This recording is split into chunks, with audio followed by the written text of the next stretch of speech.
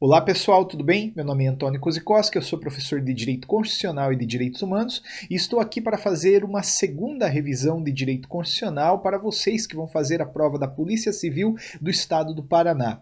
Eu digo uma segunda revisão porque já fiz um primeiro vídeo específico para quem vai fazer a prova de delegado. Eu fiz um primeiro vídeo então abordando os principais tópicos para este cargo. Agora eu vou fazer um segundo vídeo abordando assuntos que são comuns aos editais de delegado e de investigador e de papiloscopista. Quer dizer então que quem vai fazer a prova de delegado também pode ver este vídeo. Quem vai fazer a prova de investigador e de papiloscopista, recomendável que fique apenas neste, porque o primeiro vídeo, aquele de delegado, trata de assuntos que não estão no edital dos investigadores e dos papiloscopistas, tá legal? Peço uma gentileza, se você não é inscrita, não é inscrito no canal, se inscreva, curta, compartilhe, dá uma forcinha pro canal que está só começando, mas que toda semana leva para você 3 vídeos de direito constitucional. Bom, a gente sabe que a banca gestora deste concurso público é a Banca Universidade Federal do Paraná. E eu fiz uma seleção de temas olhando para o histórico dela e também puxando um pouco os temas para as linhas de discussão travadas dentro da Universidade Federal do Paraná. Eu concluí meu doutorado na Universidade Federal do Paraná em 2015, fiquei 4 anos estudando dentro da Universidade Federal apenas direito constitucional e consigo compreender qual é o viés que conduz os trabalhos lá dentro. Vou tentar trazer um pouco disso para a aula e ao final espero que você goste, espero que você tenha um excelente resultado na prova. Mas vamos lá, né? Porque o nosso tempo é curto. Primeiramente, gostaria de enfrentar a segurança pública. Naturalmente, segurança pública tem tudo para cair numa prova da Polícia Civil. A Constituição trata da segurança pública lá no artigo 144. Diz o texto constitucional que a segurança pública, dever do Estado, direito e responsabilidade de todos, é exercida para a preservação da ordem pública e da incolumidade das pessoas e do patrimônio através dos seguintes órgãos. Olha, antes de falarmos sobre os órgãos, eu queria só destacar a fórmula que a Constituição empregou aqui. Ela falou que a segurança pública é dever do Estado, direito e responsabilidade de todos. Às vezes esta fórmula muda em se tratando de outros direitos sociais. Por exemplo, a educação é dever do Estado e da família e direito de todos. Agora, a saúde é dever do Estado e direito de todos. Já a segurança pública é dever do Estado, direito e responsabilidade de todos. Eu gosto de destacar esta responsabilidade de todos. As pessoas falam, Antônio, quer dizer então que diante de um assalto, eu que sou cidadão comum, desarmado, tenho que pular na frente e gritar para em nome da lei? Não, né? Claro que não, mas pega um telefone e liga para uma autoridade policial. É nesse sentido que você também é responsável. E de forma mais genérica, essa segurança pública é exercida por alguns órgãos específicos. São eles: Polícia Federal, Polícia Rodoviária Federal, Polícia Ferroviária Federal, Polícias Civis, Polícias Militares e Bombeiros Militares e Polícias Penais Federal, Estaduais e Distrital. Esta última aqui é a caçula, né? Ela ingressou no texto constitucional há pouco tempo. Bom, simples, está neste rol é órgão de segurança pública.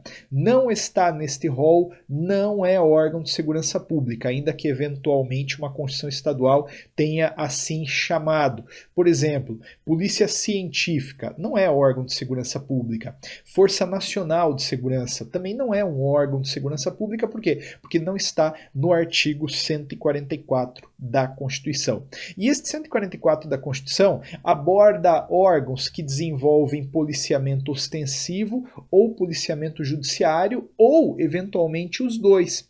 Para você apenas lembrar, o policiamento ostensivo tem a ver com patrulhamento, tem a ver com agir para evitar o crime. É o trabalho, por exemplo, da Polícia Militar. Ela quer evitar o crime. Já o policiamento judiciário tem a ver com investigação, algo que é feito pela Polícia Civil. Então, depois que o crime foi praticado, entra em cena a Polícia Judiciária para quê? Para investigar. Agora, tem alguns órgãos que são híbridos, como por exemplo a Polícia Federal. Ela exerce tanto a atribuição de polícia ostensiva quanto de polícia judiciária. E eu vou inclusive destacar aqui a Polícia Federal, que é instituída por lei como órgão permanente, organizada e mantida pela União e estruturada em carreira, e destina-se a fazer várias coisas. Primeiramente, a Polícia Federal cabe apurar infrações penais contra a ordem política e social ou em detrimento de bens, serviços e interesses da União ou de suas autarquias e empresas públicas, assim como outras infrações cuja prática tenha repercussão interestadual ou internacional e exija repressão uniforme segundo se dispuser em lei. Então aqui a gente tem uma atribuição da Polícia Federal que a aproxima de polícia judiciária. Se ela vai apurar infrações penais, significa que o crime já aconteceu e ela está atuando após ele para investigar. Ela basicamente vai investigar aquele crime praticado em detrimento de bens, serviços e interesses da União ou de suas entidades autárquicas e empresas públicas. E aqui você vai ter que ter um pouquinho de discernimento para lidar com a sociedade de economia mista. Pode ser que a prova para você que vai fazer o concurso para investigador, para papiloscopista, troque ali, por exemplo, empresa pública e coloque sociedade de economia mista. Isso anula o item, né? Se vier um item mais literal, então, falando que a Polícia Federal cabe apurar infrações penais contra a ordem política e social, ou em detrimento de bens, serviços e interesses da União, ou de suas entidades autárquicas e sociedades de economia mista, o item tende a estar errado, entende por quê? Porque o examinador pegou empresa pública e trocou por outra, sociedade de economia mista. No entanto, não significa que eventualmente a Polícia Federal não possa investigar uma sociedade de economia mista. Não é a regra. A regra é crime contra a União, empresa pública ou então entidade autárquica. Mas, eventualmente, se há um crime praticado em detrimento de um bem, serviço, interesse de uma sociedade de economia mista, que tem repercussão interestadual ou internacional, ou que exige repressão uniforme, aí a Polícia Federal pode sim investigar. É o caso da Petrobras, que no contexto do mensalão acabou sendo investigada pela Polícia Federal. Petrobras, que é uma sociedade de economia mista. Olha, a empresa pública é aquela cujo capital é 100% público. Já a sociedade de economia mista é aquela onde o capital é majoritariamente público. Então, essa é a diferença. Você já entendeu, você certamente estudou isso. Também, a Polícia Federal cabe outras coisas. Você vê que ela vai prevenir e reprimir o tráfico ilícito de entorpecentes e drogas afins, o contrabando e o descaminho, sem prejuízo da ação fazendária e de outros órgãos públicos nas respectivas áreas de competência.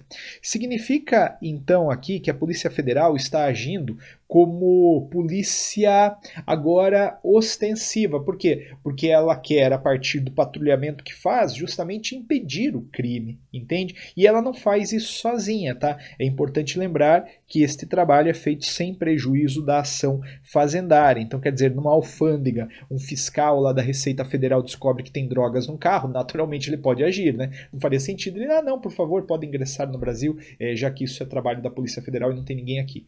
Não faria realmente o menor sentido, tá legal? Basicamente, essas são as mais importantes atribuições da Polícia Civil. Existe uma pegadinha clássica em relação à Polícia Rodoviária Federal. Esta, como você conhece, destina-se ao patrulhamento ostensivo das rodovias federais, né? A prova pode trocar isso aqui por estaduais e aí o item está errado. Quem faz patrulhamento de rodovia estadual é a Polícia Militar, num batalhão específico, né? Não é a Polícia Rodoviária Federal. E as polícias civis, né? Evidente, muito te interessa a Polícia Civil.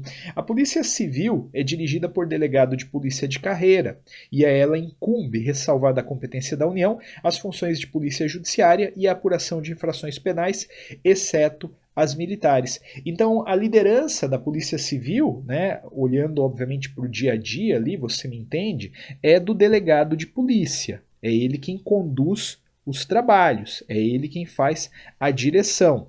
Claro, né, não confunda, eu já vou mencionar que tanto a Polícia Civil quanto a Polícia Militar, até mesmo a Polícia Penal estadual, ela está subordinada ao governador. Mas o que eu quis dizer é que quem faz a condução dos trabalhos ali regularmente acaba sendo o delegado com sua equipe, né, de investigadores, papiloscopistas, também tem o escrivão, concorda? Então, a Polícia Civil vai fazer o quê? Vai fazer a investigação. Ela investiga basicamente tudo. Ela só não investiga aquilo que é competência da União e infração penal. Tá certo? Maravilha. Então, inclusive, fazendo um gancho com a Sociedade de Economia Mista, que eu acabei de destacar, em regra, quem investiga o crime em detrimento de bens, serviço e interesse da Sociedade de Economia Mista é a Polícia Civil. No entanto, quando há uma repercussão internacional ou interestadual e há uma necessidade de repressão uniforme daquilo, aí a Polícia Federal assume, tá legal? Maravilha.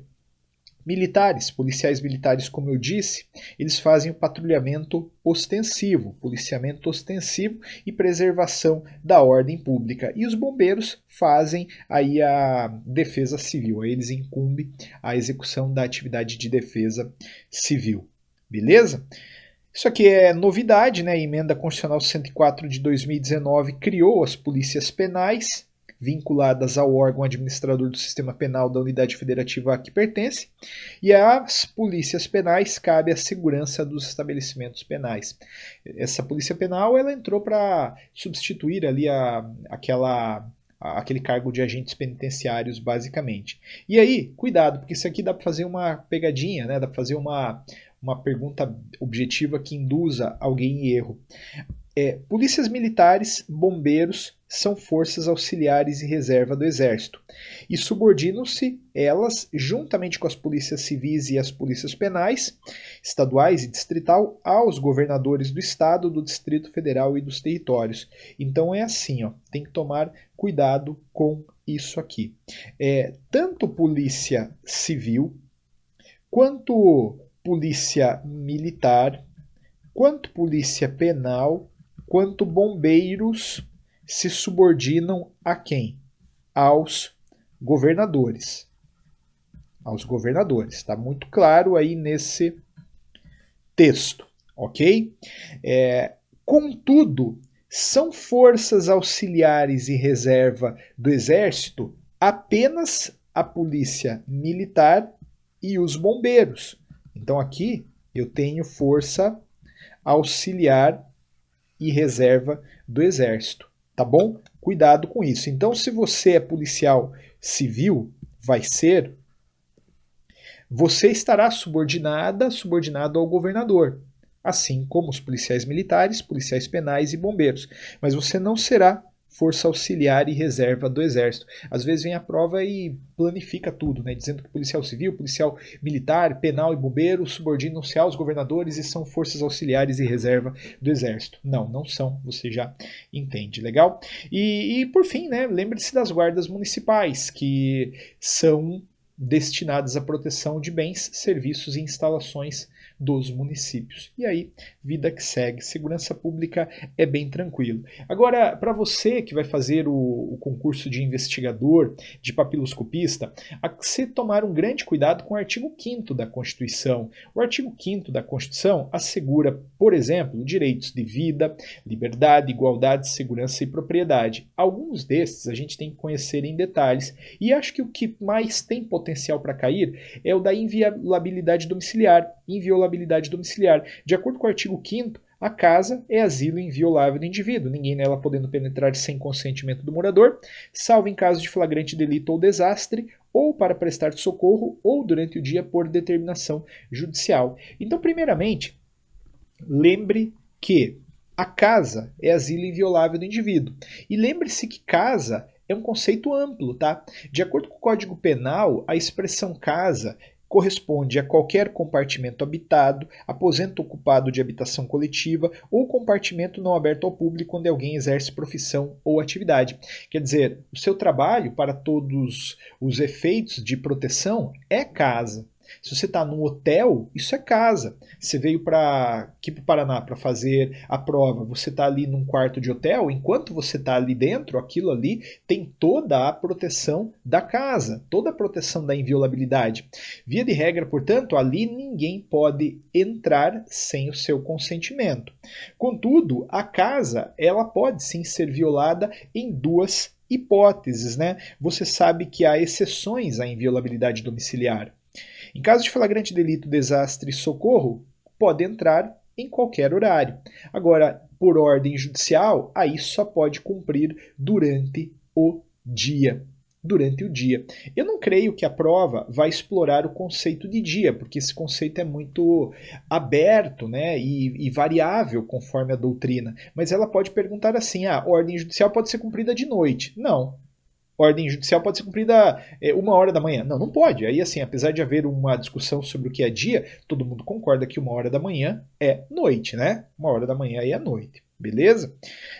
Então, a regra, acho que também essa tabela acaba ajudando a fixar, de dia pode entrar, né, em flagrante delito, socorro, desastre e determinação judicial. À noite, também, via de regra, pode entrar por flagrante delito, socorro e desastre. Né? Agora, não pode entrar por determinação judicial, beleza? Toma cuidado com isso aí. Cuidado também, isso é clássico, cobrar mandados de criminalização. A Constituição trouxe mandados de criminalização, quer dizer, ela trouxe algumas ordens direcionadas, por exemplo, ao Poder Legislativo, no sentido de ter que adotar ele uma determinada conduta para tipificar algumas ações como crime. E aí é muito comum em provas de polícia, né, cair o artigo 5º, inciso 42, 43 e 44, que vai falar sobre racismo, que vai falar sobre tortura, tráfico, terrorismo e hediondos, e vai também falar dessa ação de grupos armados, civis ou militares contra a ordem constitucional e o Estado democrático. O que a prova quer saber quais desses crimes são inafiançáveis, quais são imprescritíveis, quais são insuscetíveis de graça ou anistia e quais são sujeitos à pena de reclusão. E aí eu preparei para você uma loteriazinha, entende? Veja, é esse quadro que você vai ter que preencher ali na hora da prova. É isso que você vai ter que responder. Crime inafiançável, primeiramente, é aquele crime que não admite pagamento de fiança. Já o crime imprescritível é aquele crime cujo decurso de prazo não faz cessar a pretensão punitiva do Estado. Então, assim, passou um tempão, então não pode mais o Estado investigar. Não, o crime imprescritível, o Estado poderá sempre agir, tá? O decurso do prazo não impede aí a persecução criminal. Insuscetível de graça ou anistia. Bom, a graça e a anistia são espécies de perdão, a gente pode pensar assim. A diferença é que a graça é um perdão feito pelo Poder Executivo e a anistia é um perdão feito pelo Poder Legislativo. E temos também a reclusão que impõe o início do cumprimento da pena em regime fechado, tá bom? Bom, para simplificar, todos os crimes são inafiançáveis. Todos os crimes são inafiançáveis. Então, se cair lá uma alternativa dizendo que um determinado crime é afiançável, já desconfia, tá errado. Aí alguém fala: Antônio, mas e se mudarem o crime? Mas, cara, se mudarem o crime, aí não é prova de direito constitucional, né? Aí, para mim, dá nulidade, entende? Vem lá e perguntar: o roubo é afiançável? Eu sei lá, vou saber. No direito constitucional não tem que saber isso. Quer dizer, para mim, na prova, o que a banca pode fazer é mudar aqui, ó, os X. Os x's, não sei qual é o plural de x, de lugar, entende? Agora, mudar aqui o crime, para mim, não tem cabimento. Racismo. Todo mundo concorda que, infelizmente, o Brasil tem um histórico grande de racismo. E para tentar romper com isso, a Constituição foi muito dura na repressão a ele. A Constituição falou o seguinte: o crime de racismo, além de inafiançável, é imprescritível e sujeito à pena de reclusão. Então, se alguém praticar racismo, está ferrado, né? E ainda bem que está ferrado. Essa pessoa vai responder daqui 20, 30, 40 anos, se for a mesma ordem constitucional, e ser condenada vai começar a puxar a pena em regime fechado. Agora, o tráfico, o terrorismo e os hediondos, além da tortura, além de inafiançáveis, eles são insuscetíveis de graça ou anistia. E de acordo com a Constituição, por eles respondem os mandantes, os que praticaram o crime e os que, podendo evitá-lo, se omitiram. Há uma grande tendência de a banca colocar um X aqui, ó, e dizer que a tortura é um crime imprescritível. Não, a tortura não é um crime imprescritível, tá bom? Até em tratados internacionais sugere-se que seja, mas no contexto de Constituição, artigo 5º, incisos 42, 43 e 44, aí não há nenhum apontamento nesse sentido. E por fim, existe um outro crime que é imprescritível, que é esta ação de grupos armados, civis ou militares contra o Estado Democrático ou a ordem constitucional. É uma ação de milícia, por exemplo, isso aí acaba caindo numa lógica de imprescritibilidade e de crime que também é inafiançável. Então atenção para essa loteriazinha aqui, depois você deixa teu comentário no vídeo, eu tenho uma grande impressão de que isso vai cair, tá legal? E também atenção nessa lógica de direitos e deveres individuais e coletivos para a extradição. Lembre-se que nenhum brasileiro será extraditado, salvo o naturalizado em caso de crime comum praticado antes da naturalização, ou então em caso de tráfico ilícito de entorpecentes e drogas afins na forma da lei, a qualquer tempo. Então, o brasileiro nato, de acordo com este dispositivo, jamais pode ser extraditado. Não tem como extraditá-lo. Já o naturalizado pode sim ser extraditado em duas hipóteses: crime comum antes da naturalização ou em caso de tráfico a qualquer momento. Atenção, atenção, atenção. Ah, Antônio, mas eu ouvi dizer que teve uma menina brasileira nata que foi extraditada. Mentira, ela não era brasileira nata no ato da extradição. Tratou-se de um caso onde uma menina brasileira perdeu a nacionalidade porque optou por outra lá fora e após o cancelamento da nacionalidade dela aqui no Brasil, ela que aqui estava foi extraditada para um país onde praticou crime. Eu vou explicar isso no finalzinho da aula, tá? Mas já tira isso daí da tua cabeça. Brasileiro nato não pode ser extraditado. Não pode, não pode, não pode, não pode. Tá legal? Maravilha. E também a Constituição fala em crime político ou de opinião e diz que nessa condição ninguém pode ser extraditado, tá bom? Ninguém pode ser. Maravilha. Bom, cuidado. Cuidado com a questão da liberdade de manifestação de pensamento. O artigo 5º, inciso 4º, fala que é livre a manifestação do pensamento, sendo vedado o anonimato. O que significa dizer, então, que você pode expor o seu pensamento livremente. Eu posso falar aqui o que eu acho das coisas, né? Sou livre para falar. Só que há uma vedação, a vedação ao anonimato. Então a Constituição não me permite esconder-me para falar, porque se eu pudesse me esconder e sair falando, aí seria um festival de ofensa gratuita, de pentelhação, entende? Não ia funcionar, não ia funcionar. A Constituição, ela te dá liberdade, veja como ela é muito inteligente, ela te dá liberdade, mas ela também vai te colocar uma baliza, vai dizer, olha, a depender do que você fale, poderá alguém exigir o direito de resposta, sem prejuízo de uma ação de indenização por dano material, moral ou a imagem. E como é que essa pessoa direcionaria contra você uma ação se ela não soubesse quem é você? Por isso que é vedado o anonimato, tá legal? Mas é livre sim o pensamento. Coloquei ali em cima investigação criminal e anonimato para você lembrar de uma coisa, né? A autoridade policial, ela não pode instaurar um inquérito com base apenas e tão somente em ligação anônima. Quer dizer, recebeu uma ligação anônima aqui dizendo que lá na casa de fulano de tal tem droga, abre um inquérito aí. Não. Só que também, óbvio que a Polícia Civil, ela pode atuar com base na ligação anônima. Então assim, recebeu uma ligação anônima, faz lá uma diligência preliminar, dá uma olhada, pega a viatura, passa lá na frente da casa, e aí sim, na posse de mais elementos, aí abre o inquérito. Agora, abrir o inquérito apenas e tão somente com base na ligação anônima, aí em razão da vedação ao anonimato, não cabe, tá legal? Continuando ainda um pouquinho nessa lógica de expressão, e isso tem tudo para cair na prova, já te digo por quê.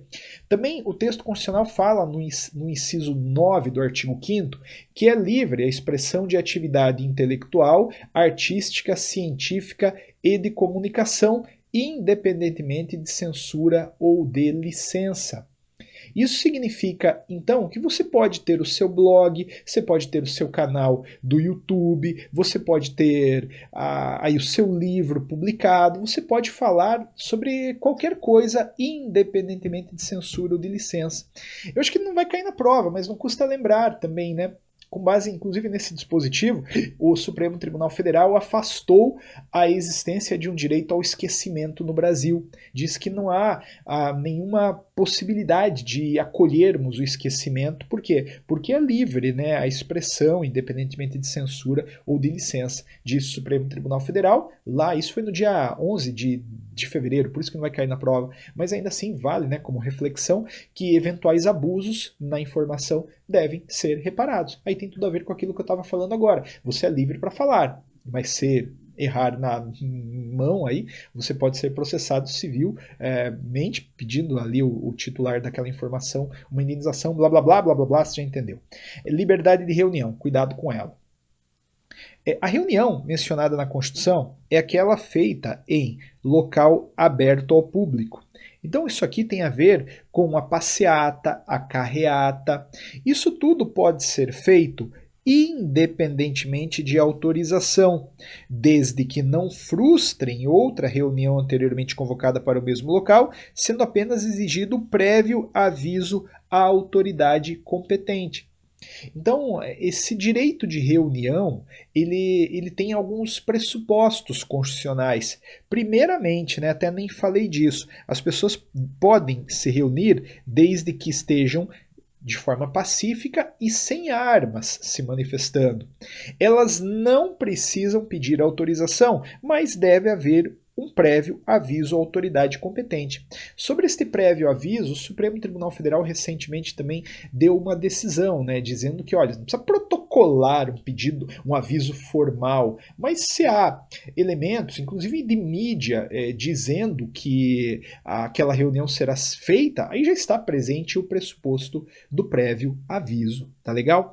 E também esta reunião não pode frustrar outra reunião anteriormente convocada para o mesmo lugar. Quer dizer, se alguém já disse que vai se manifestar tal dia, em tal hora, em tal lugar, não pode um grupo, por exemplo, antagônico querer se manifestar ali, porque senão vão se matar, né? E atenção para uma coisa, a negativa do direito de reunião autoriza o manejo de mandado de segurança, não é de habeas corpus não. Isso aqui pode cair na prova.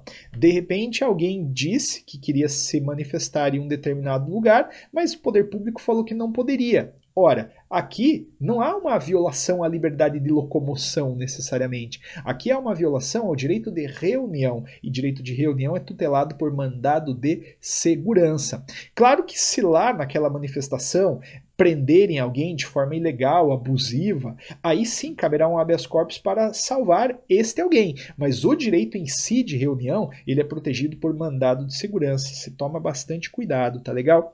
Olha, em linhas gerais, eu acho que isso pode cair, né? Esses temas para mim são os principais.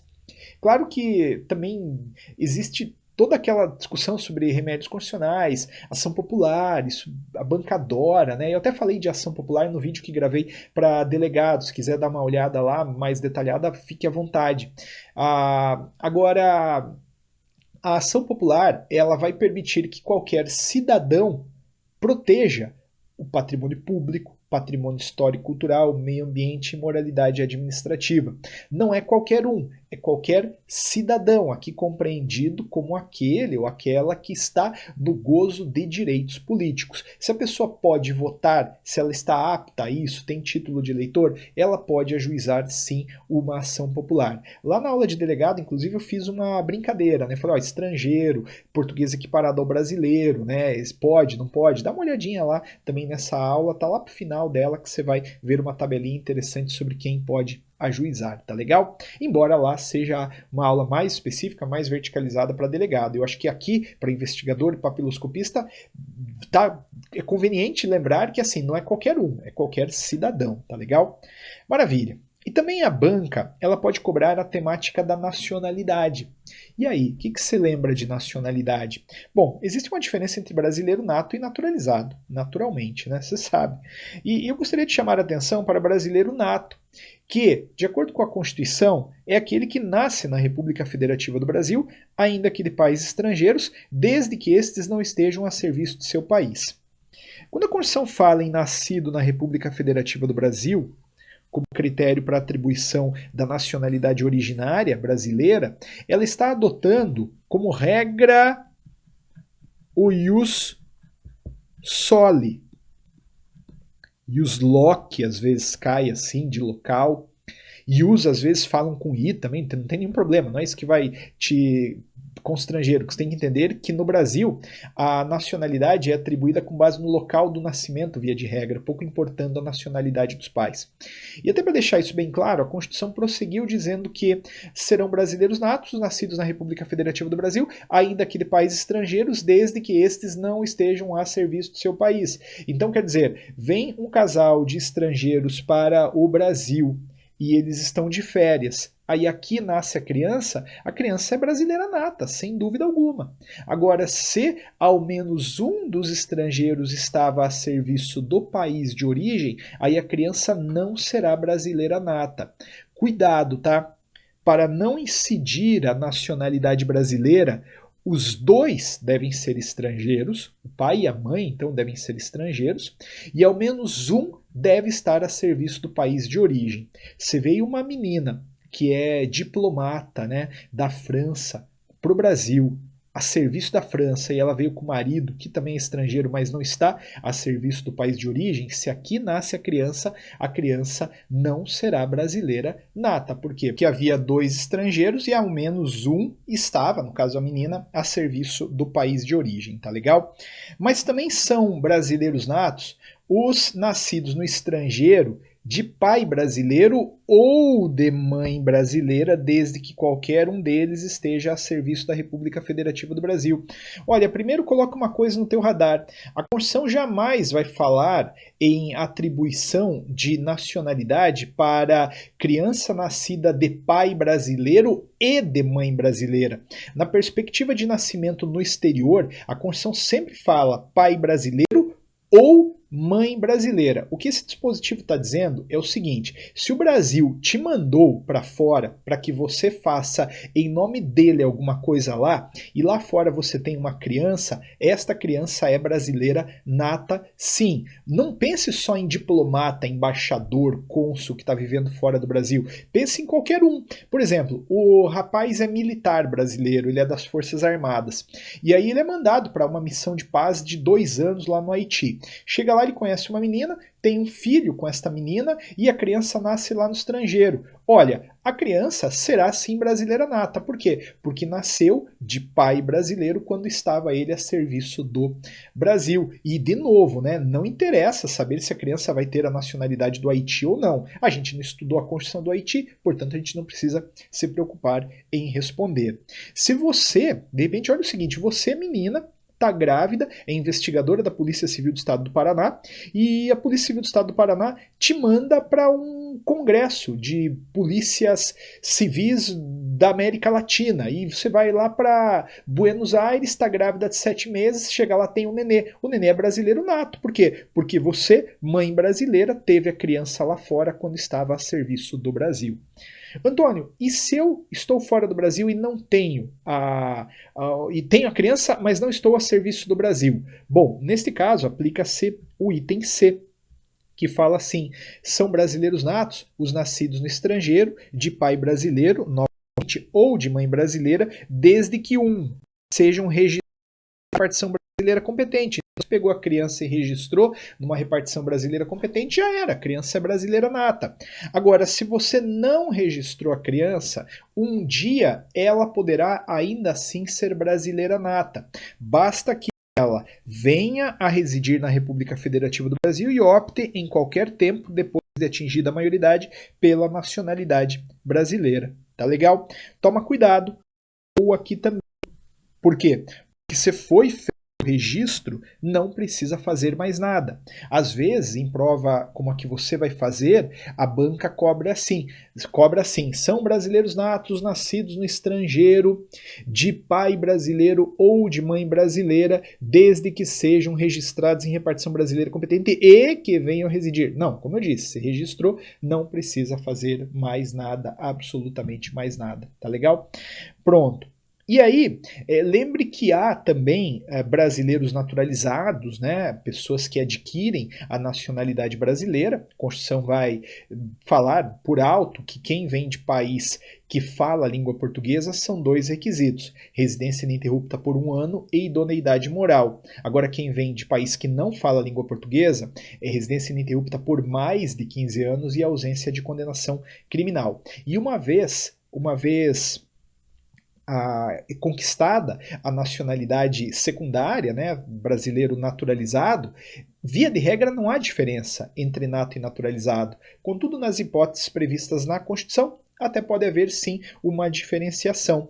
E uma primeira diferenciação que pode sempre cair na prova é a de cargos privativos de brasileiros natos. De acordo com o artigo 12, parágrafo 3º, são privativos de brasileiros natos os cargos de presidente e vice da República, presidente da Câmara dos Deputados, presidente do Senado Federal e ministro do Supremo Tribunal Federal. Aqui, inclusive, eu tenho a linha de substituição do presidente, né? Você que vai fazer a prova de papiloscopista e investigador vai se deparar com um edital de poder executivo diferente, forma de Estado, aliás, forma de governo, sistema de governo, mas para quem é estudante aí do edital de delegado, lembra que se o presidente não pode trabalhar porque, por exemplo, está doente, quem assume é o vice. Se este não pode, quem assume é o presidente da Câmara. Se este não pode, quem assume é o presidente do Senado. Se este não pode, quem assume é o presidente do Supremo Tribunal Federal. Então, se o cargo de presidente é privativo de brasileiro nato, os substitutos também devem ser. Para a gente, né, de investigador e papiloscopista, tem que tomar um grande cuidado aqui, ó. Veja, não é necessariamente privativo de brasileiro nato o cargo de deputado ou de senador. É privativo de brasileiro nato o cargo de presidente da Câmara ou de presidente do Senado Federal. Também não é privativo de brasileiro nato o cargo de ministro do STJ, é do Supremo Tribunal Federal. E de resto, diplomatas, oficiais das Forças Armadas e ministros de Estado da Defesa também são cargos privativos de brasileiros natos. Cuidado com defesa. Às vezes a prova vem e troca por ministro de Estado da Justiça. Não, não é. Tá bom? Não é.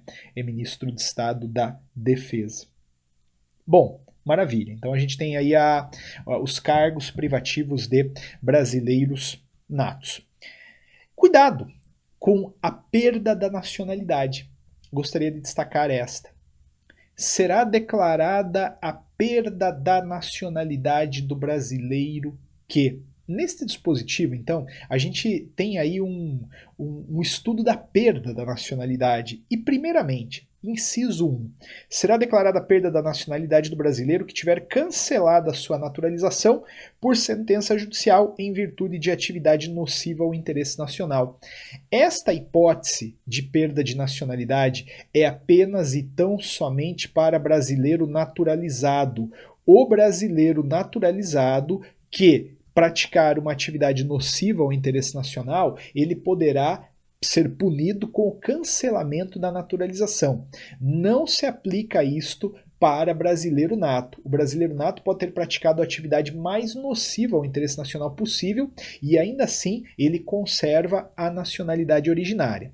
No entanto, tanto brasileiro nato quanto brasileiro naturalizado pode sim perder a nacionalidade quando adquire outra, quando opta por outra. Eu acho que isso resolve bastante. Quando algum brasileiro nato ou naturalizado opta por outra, ele perde a nacionalidade brasileira via de regra. Isso é o que está escrito na Constituição. Não vai perder a nacionalidade quando ele adquire outra de forma originária. Isso aqui você tem que compreender. Descendente de italiano. O descendente de italiano, ele pode nascer na Lua, que ele também é italiano, já que a Constituição italiana trabalha com a lógica do ius sanguinis, descendente de italiano é italiano. Agora, significa então que se você é, por exemplo, neta de italiano, se você vai no governo italiano com os documentos demonstrando a sua ascendência, você apresenta para eles e eles vão te dar a nacionalidade. Ponto. É assim que funciona. Agora, veja só. Se você não tem vínculo com outro país, e você opta pela nacionalidade deles, aí você perde a nacionalidade brasileira. Essa perda, contudo, não é automática, tá? Isso depende de um processinho no Ministério da Justiça, mas se ele for adiante, pode sim ser declarada a perda da sua nacionalidade. E aqui foi o caso que eu contei há pouco, quando falava de extradição. Teve uma menina brasileira que foi para os Estados Unidos, ela era nata, e lá chegando ela optou pela nacionalidade americana. Veja, ela não adquiriu de forma originária, ela optou pela nacionalidade americana. Com isso, ela deu causa à perda da nacionalidade brasileira. Não ocorreu de forma automática, porque o Brasil não estava nem aí para ela, nem sabia que ela tinha adquirido. Só que aí essa menina nos Estados Unidos matou o marido. E aí ela correu para o Brasil. Pegou o primeiro voo e veio para o Brasil, com a certeza de que não seria extraditada porque ela era brasileira nata. Pois bem, a Procuradoria norte-americana entrou com uma ação no Brasil dizendo o seguinte, olha, ela optou por outra nacionalidade. Ela perdeu, então, a nacionalidade brasileira, ainda que nata. E, portanto, ela não é mais brasileira nata, portanto, ela pode ser extraditada. O Supremo Tribunal Federal manteve-a presa de forma cautelar. Ela passou por um processo no Ministério da Justiça que reconheceu que ela adquiriu outra de forma não originária, ela optou por outra, cancelou a nacionalidade dela, portanto, e aí, no final das contas, o Supremo Tribunal Federal mandou embora. E aí um monte de gente falou assim, o Supremo Tribunal Federal rasgou a Constituição porque extraditou uma brasileira nata. Ela não era mais nata no ato da extradição. Por quê? Porque houve o cancelamento da nacionalidade dela um pouco antes, tá legal? E também não se priva o brasileiro ou a brasileira de sua nacionalidade no Brasil, caso este brasileiro ou brasileira adquira outra de forma impositiva. Às vezes vem, por exemplo, alguém e um estado estrangeiro e fala assim, para você ficar aqui você tem que se naturalizar. Neste caso, havendo imposição, não há perda de nacionalidade, tá legal? Cuidado. E por fim, cuidado com os direitos políticos. A gente teve eleição em 2020, né, uma eleição para cargo de prefeito e vereadores. Essa eleição, inclusive, foi jogada para novembro, você lembra? E tudo isso pode condicionar algum tipo de questão. Quais são as condições de elegibilidade? Quer dizer, você quer concorrer a um cargo eletivo. O que você tem que ser? Primeiramente, tem que ser brasileiro. Veja, via de regra, tanto faz brasileiro nato ou naturalizado. Claro que há cargos privativos de brasileiros natos, que a gente já viu, mas via de regra, tanto faz, né? Pleno exercício de direitos políticos, o que significa dizer que uma pessoa que queira concorrer não pode estar com direitos políticos perdidos ou suspensos. Alistamento eleitoral, tem que ter o título de eleitor, tem que ter domicílio eleitoral na circunscrição, quer dizer, se eu quero ser vereador de Curitiba, tem que ter título em Curitiba, filiação partidária e idades mínimas que variam entre 18, 21, 30 e 35. Então assim, primeiro, até antes de analisar, você evidentemente intui que quanto mais alta a idade, maior é o cargo. Dentro dessa lógica, jamais a idade para vereador vai ser superior que a idade para ser prefeito, né? 35 anos é a idade exigida para presidente e vice-presidente da República e senador. Cuidado com ele. 30 anos para governador e vice-governador, 21 para deputado federal, estadual, distrital, prefeito, vice-prefeito e juiz de paz e 18 anos para vereador. Tá legal? Estas são as idades. Maravilha, galera. pode cair, né? Esse negócio de idade misturado com nacionalidade pode cair. Veja só, poderia a prova falar assim, ó. André, naturalizado, tem 22 anos, quer ser governador no Brasil. Veja, você tem que analisar a partir da perspectiva de idade e de nacionalidade. Naturalizado, não tem nenhum problema, ele pode ser governador. Só que 22 anos aí não dá, ele não tem a idade, entende? Então isso aqui é uma tendência, inclusive, na Universidade Federal do Paraná. Maravilha, galera, é isso. Olha, em linhas gerais, né, para também não te inflacionar muito com informações na véspera da prova, eu acho que é isso, né? Esses são os principais tópicos para mim. Se você quiser dar uma olhada lá na aula de delegado, também tem uma reflexão sobre ordem social, que eu acho que é importante para quem vai fazer a parte de investigador e papiloscopista. Direitos como educação, direitos como saúde, tudo isso está lá na aula de delegado. Atenção, de novo, para a parte de educação. A banca é a Banca Universidade Federal do Paraná, ela tende a cobrar. Até já falo aqui, ó, as universidades gozam de autonomia didático-científica, elas têm o direito de fazer a gestão do seu patrimônio financeiro e elas são formadas por uma trinca: extensão, pesquisa e ensino. Cuidado com isso, tá legal? Cuidado com a gratuidade, que é marca de estabelecimento público de ensino. Isso tudo pode aparecer ali na hora da prova. Dá uma olhada lá na aula de delegado, nesse capítulo específico, você que é investigadora, investigador, papiloscopista, e tudo vai dar certo. Pessoal, agradeço, tá?